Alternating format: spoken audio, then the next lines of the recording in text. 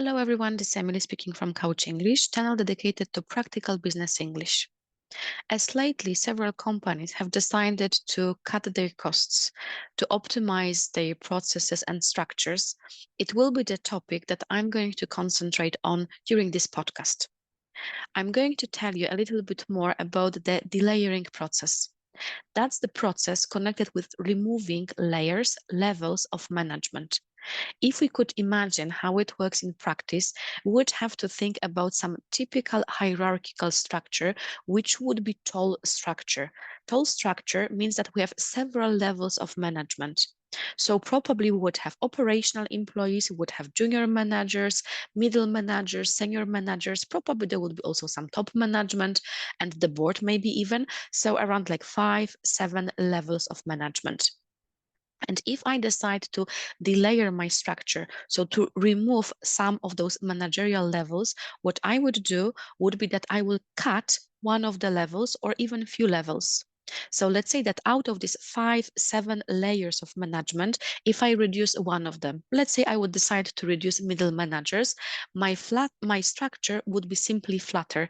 It wouldn't be anymore so tall. So there wouldn't be like 5, 7 levels of management, but let's say there would be, for example, 3. It doesn't have to be, of course, connected if we're talking about the delayering process. It doesn't have to be connected necessarily with cutting also the headcount, so cutting people from the structure, although most typically it is connected with that, as one of the main reasons why the companies decide to delayer is related to cutting the costs. So obviously, if we want to cut the costs, the best method, maybe I shouldn't say even the best method if I work in HR, but let's say the most optimal method would be connected with cutting the headcount. So in other words, cutting the employees. So most typically, if I decide on the delayering process, it will be also connected with downsizing. So reducing the number of employees in the organization. But again, it not necessarily has to be connected with downsizing, with terminating somebody, but it can be also connected with redeploying the employees. So for example, everybody who was on that level of middle management, they would be redeployed, so moved to another division, to another position, to another department, to another role. It could be also connected with the situation that somebody who was that middle manager, because of the fact that this particular level is going to be reduced, that person either is going to be promoted to the higher position or also demoted to the lower position. So there are different kind of the possibilities. It can be again connected with downsizing, so reducing number of the employees, but not necessarily, because we can simply shift somebody to different kind of the positions, to different kind of the departments, or different maybe even divisions if we work in international company.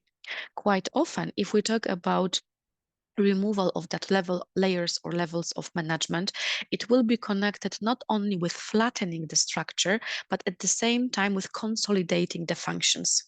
That would mean that, for example, if I had those several managers on that middle positions, probably instead of 10 managers, I will right now have, for example, only 3, and their functions will be also moved to different places in the organizational structures. So I will consolidate the functions.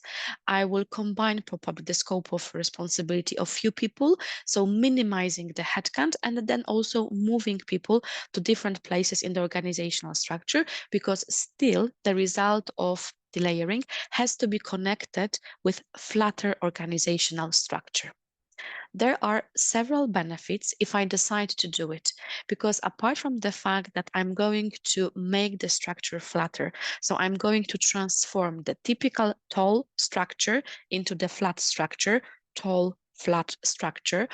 Definitely one of the first benefits is going to be connected with cutting the costs. So that's the main reason, obviously, why I decide to introduce that kind of the process. But there are several more benefits which I can achieve if I decide on the delayering process.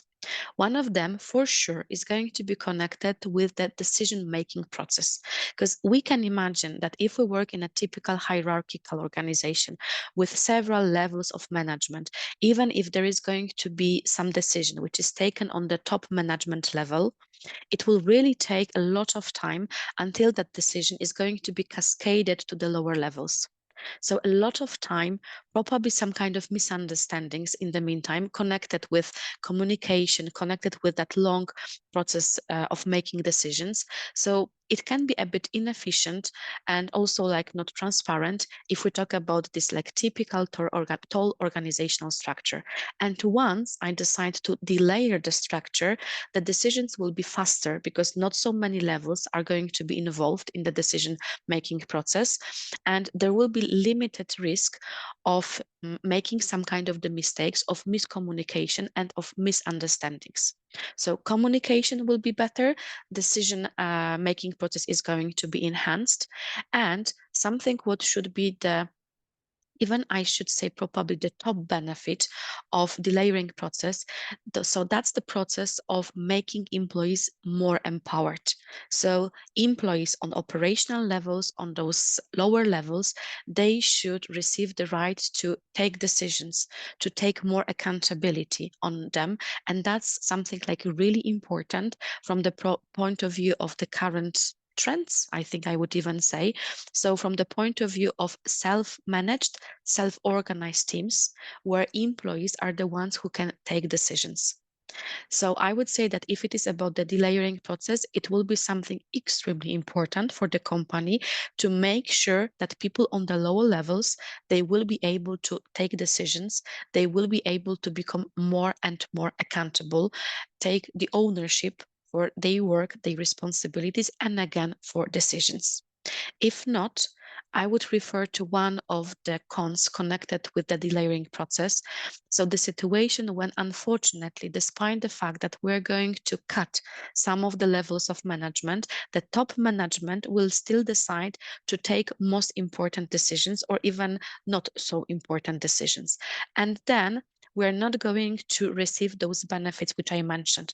Because if the top management, if they're still going to take the most important decisions, and again, a little bit less important decisions, probably they're going to have a wider range of decisions to be taken. And because of that, all the processes and the communication, it's still going to be confusing. It's still going to take a lot of time. So that's why it's really, really important that if we decide on the delayering process, we have to be sure that people having these lower positions on operational levels, some junior managers, for example, or generally the team leader, so somebody who is going to work directly with the employees, those are the people who are going to be entitled to take decisions. Otherwise, again, if we talk about those benefits, not necessarily they will happen. And as I mentioned at the beginning, it can happen that the delayering process is going to be connected with downsizing. How about downsizing? That's the process which is connected with terminating multiple employees at the same time. It would mean that if I had in my company 100 employees, I will decide to terminate, for example, 20 employees. It will be the downsizing process. If I decide to terminate one, two, even five employees in the company which has right now 100 employees, that's not about downsizing because still it is like quite limited number of the employees.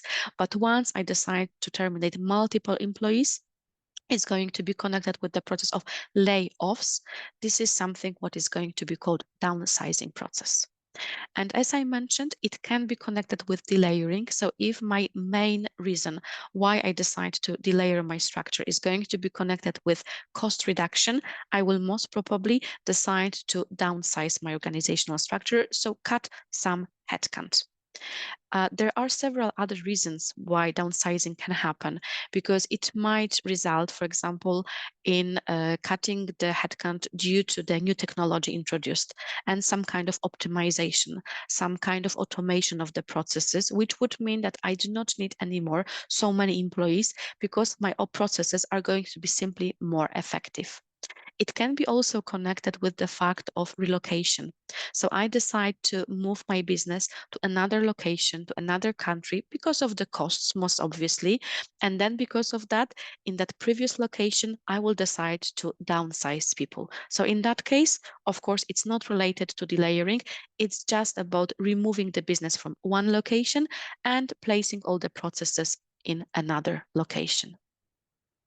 And there is one version of downsizing, which is quite interestingly even called downsizing. That's the situation that we would still decide to downsize. So we would still decide to terminate several employees in the organization, but we would reduce the number of the employees to that extent when the organization cannot continue to operate effectively or profitably. I can imagine that if I had 100 employees and I would decide to terminate 40, 50 employees, and I know that to be able to manage my processes, to be able to effectively, of course, manage them, I need, let's say, 60 employees, and still I decide to reduce, for example, 50 employees, and I would stay there with 50 remaining, of course, that would mean that I'm not going to be able to effectively manage my processes. Of course, I can ask employees to work overtime, they can work more, but I would know that generally to continue the business, to deliver the high quality of my processes, it would be really something very challenging. So if I terminate employees, if I decide on layoffs, if I decide on downsizing to too much extreme level, it would result in downsizing. So again, the difference would be that the downsizing, it's still about terminating multiple employees. But if the number of these terminated employees is like too high, to keep my business ongoing effectively, it means that unfortunately I decided on downsizing. I can imagine such kind of the situation that I would take that kind of a decision, let's say sitting in front of my Excel file, and I would just see, okay, I have 100 employees. Well, so what can I do? Let me say, okay, 50 employees, I'm going to cut 50 employees. And I wouldn't consider how about my process. I wouldn't consider what these people do. I wouldn't consider how about this business continuity, but I would just decide on the number, which would just come to my head like up from nowhere, I would say. So that would be about dump sizing. Delayering, downsizing, and dump sizing. These are the processes which I wanted to mention today. I hope that you like that. Of course, if yes, I'm as always encouraging you to follow our YouTube channel and of course check our website as well. Thank you very much.